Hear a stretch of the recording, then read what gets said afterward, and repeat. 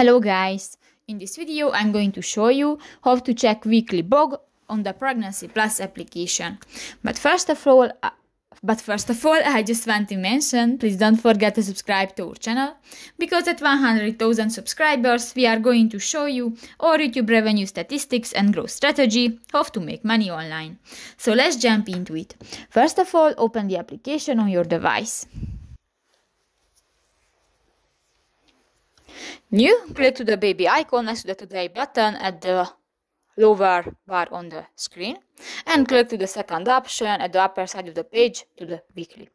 And here you can find different weeks, for example 5, just new, click to the 6, and you can find different weekly blog and you can read these informations.